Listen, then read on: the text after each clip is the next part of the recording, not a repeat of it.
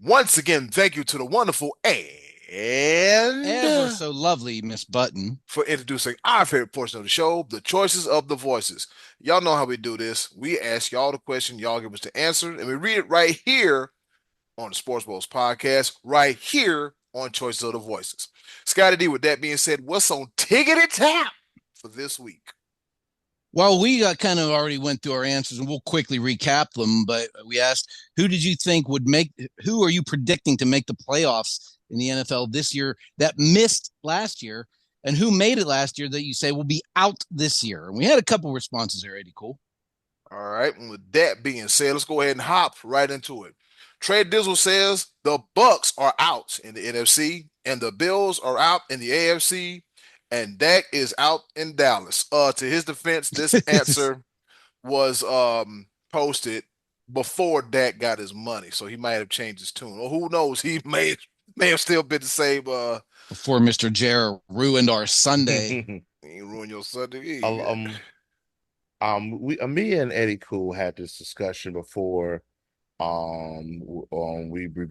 we began recording because we were talking about how Trey Dizzle, you've been extremely critical of Dak Prescott, even to the tune of every time you answer Choice of the Voices question is something that has something to do with Dak. And we were talking about if it has run its course. In the tune of 4 years. He did that one time. $240 million and $231 million guaranteed. Guess what, player? You are stuck with Dak Prescott. There's nothing you can do at this point in time. It's over. Trey Dizzle is over. His whole career. The jokes, you can't even joke about it anymore. Oh. I blame Trey Lance. He threw 5 picks in his last start, and Jarrett said, "Oh my goodness, I better sign Dak." Yeah, gotta sign him immediately. Yeah. So Dak can thank Trey Lance for that big contract. Dak is just sitting on the sideline like. Every time the ball got picked off, he heard the cash register, ching, ching, 5 times.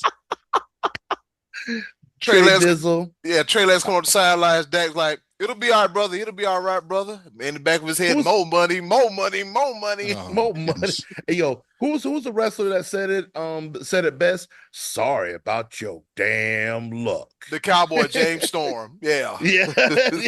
Sorry about your damn luck. That was perfect.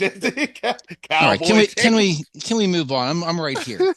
He said, "I'm right." I can hear you. We can't be talking like this when kids are in the room. Brad Thomas says, "It pains me to say Atlanta may run the South for the next 2 to 3 years. I think the Texans regress as well." After what we saw with the Falcons yesterday, I don't know, boy. I don't know. Boy, they looked iffy after week 1. We all picked the Falcons to win the division. You know, that was the most lopsided series, I think, in NFL history, the Steelers and Falcons. Like, the Falcons have beaten the Steelers like once, and that was like in 1973, something silly like that. And let me just say this, and you guys know my opinion on the Steelers. I'm not a Steeler fan, but TJ Watt looked like a one-man wrecking crew once. Yes. Oh my goodness! Holy cow! I mean, he was unstoppable. He was like Superman out there, like flying around the field with no cape on. I'm telling you, if Pittsburgh makes the playoffs this year, he's going to be a part of it, and one of those 2 quarterbacks is going to be a part of it. That defense and one of those 2 quarterbacks. Everything else is, I'm not trying to discount the Steelers, but if you have a shot to make the playoffs, you have got to hope that TJ Watt stays healthy. And that bastard was the one that put Cam Newton on his shoulder and changed his career forever. TJ Watt, I can't stand you. All right. Mr. Jarrett picked Taco instead of Taco Charles. Anyway, moving on again. And he's somewhere Taco Bell eating tacos.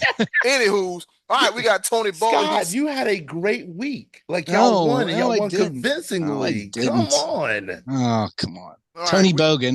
We got TB Tony Bogan. He says, "I hate saying this as a Saints fan, but the Falcons will make it." Now, we got to remind y'all, a lot of these answers were published before week 1. Um, Yeah, it's only 1 week this. So let's not change our tune up based on one game. yeah, that's true.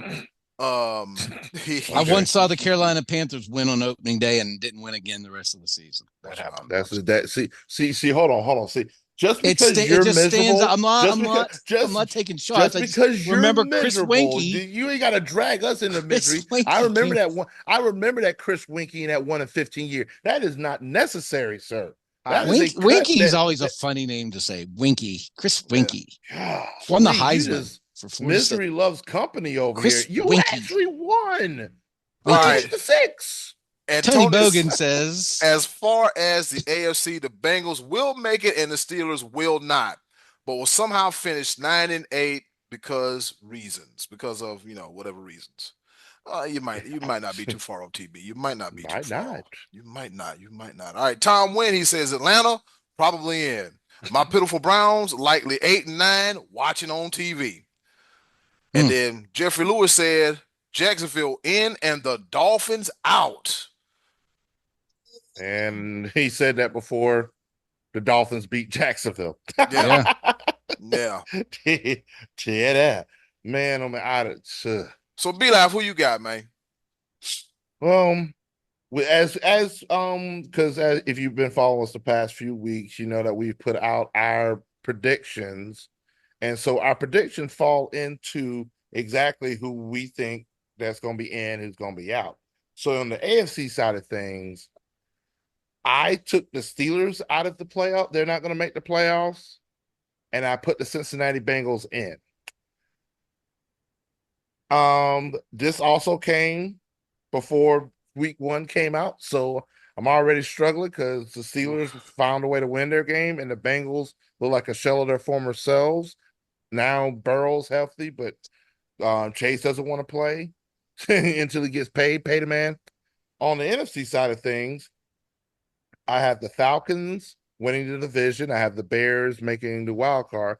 So those two teams are in, and so I have to replace it. I have to kick 2 teams out, and that was the Tampa Bay Buccaneers, who won the NFC South last year, which they looked really good this past week. But San Francisco 49ers, I think that with all the contract talks and all the things, all the extracurriculars, I think that the Rams are just a better team, and I think the 49ers are on the outside looking in. That's my crazy take, but that's where I'm at with it. Fellas, Eddie Cool, what you got? What you say? All right. So I did say, as far as AFC goes, I'm gonna be live. The Bengals make it, the Steelers don't. All right, because I don't know what the hell I watched this Sunday with the Bengals and the Steelers. We yeah, we gonna see. We gonna see. Breaking news, Puka Nakua has been placed on injured reserve. Jeez. Yeah, according to Sean McVay, he says the Rams wide receiver will miss at least 4 games with a PCL injury. Yep. So fantasy orders with Puka, you better watch out. And real quick, I watched an interesting little mini documentary on Puka Nakua, and he got a bunch of brothers, and they're Samoan. So that's not the only Samoan dynasty running around in the world of sports. All right, so let's see what we have here. And you had the Cowboys out. Yep, I had the Cowboys out. And who did I get to put in there? I said what's the team that didn't make it last year? Oh, I'm trying to blank. This ain't good. The Bears. Yes, the No. The Cowboys out. You have the Buccaneers still in, but not winning the division. Yeah, and the Buccaneers. Yeah, so you had the Falcons in, Cowboys out. Yeah, Falcons in, Cowboys out. But the way the Falcons look, I swear this is not an overreaction. And I did have a chance to watch the game, and I was like, and I picked you jokes to win the division. So yeah, Cowboys out, Falcons in, Steelers out, Bengals in. But you know what? We got a whole lot more football left to be played. Scotty D, what say you?